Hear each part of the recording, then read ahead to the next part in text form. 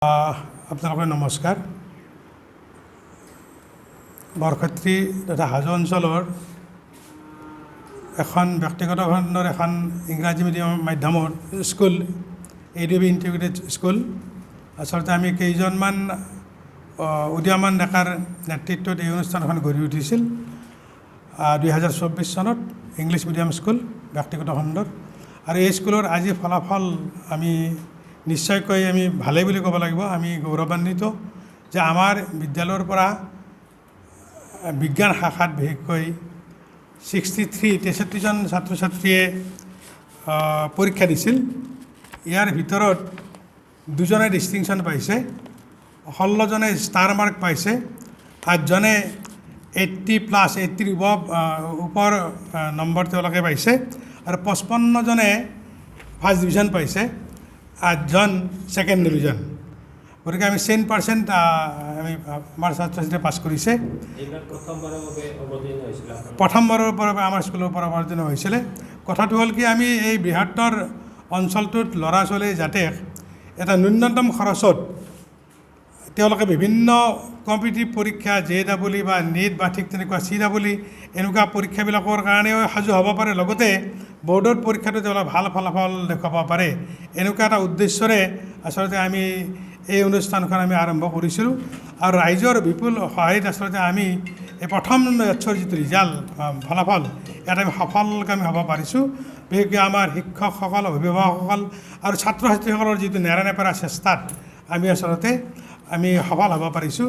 আশা কৰিছোঁ আগন্তুক সময়ত ভৱিষ্যতেও আমি এই অঞ্চলৰ অভিভাৱক তথা ছাত্ৰ ছাত্ৰীৰ পৰা আমি সঁহাৰি পাম আৰু আমি নতুন উদ্যমেৰে নিশ্চয়কৈ এইখন অনুষ্ঠানৰ আচলতে ভাল ফলাফলৰ কাৰণে, ভাল মানুহ বনোৱাৰ কাৰণে আমি লাগি যাম।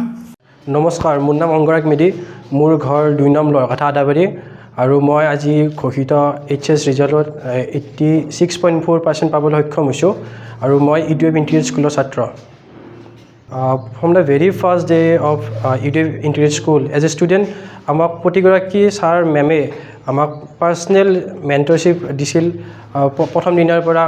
আৰু বিশেষকৈ ক'বলৈ গ'লে দাদুল ছাৰ, ছাইদুল ছাৰে খুব কষ্ট কৰিছিল আমাৰ নামত আৰু মান্থত 2-3 সদায় আমাৰ ঘৰে ঘৰে ভিজিট কৰিছিল আৰু মানে ব্যক্তিগতভাৱে সকলোৰে খবৰ লৈছিল, কেনেকৈ পঢ়িছিল, কি আমাৰ টাইম টেবলৰ কথা সুধিছিল আৰু মক টেষ্টবিলাক লৈছিল আমাৰ EDB ইণ্টিগ্ৰেটেড স্কুলত। সেনেকৈ আৰু ছাৰ মেমসকলে সদায় ফোনৰ যোগেদি বা ঘৰত গৈ হ'লেও বুজাইছিল, যিকোনো টপিক যদি আমি স্কুলত বুজি পোৱা নাছিলোঁ সেনেকৈ আমি পঢ়িছিলোঁ।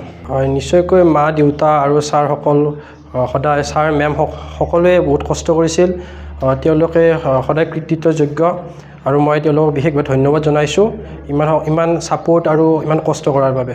সকলোৱে পঢ়িব লাগে, টাইম টেবুল থাকিলে ভাল, ডিচিপ্লিন হ'ব লাগে লাইফত আৰু কষ্ট কৰিলে ৰিজাল্ট পায়।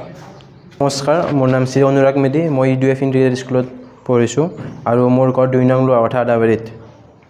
মই 88% পাবলৈ সক্ষম হৈছোঁ আজি আৰু ছাৰহঁতক বিশেষকৈ ধন্যবাদ দিছোঁ। ছাৰহঁতে ইমান কষ্ট কৰিছে আমাৰ লগত, কোনো ধৰণৰ টিউশ্যন নোলোৱাকৈ আজি এখন ইয়াত ৰিজাল্ট কৰিবলৈ পাইছোঁ। মোৰ কলেজখনৰ নাম EDB ইণ্টিগ্ৰেটেড স্কুল। এইখন ছাৰহঁতৰ দুটা ব্ৰাঞ্চ আছে, এটা হাজোত এটা মুকালমত। আমি মুকালমৰ ব্ৰাঞ্চত পঢ়িছিলোঁ। যিকোনো খবৰৰ বাবে যোগাযোগ কৰক আমাৰ এই নম্বৰত 9181 307 221।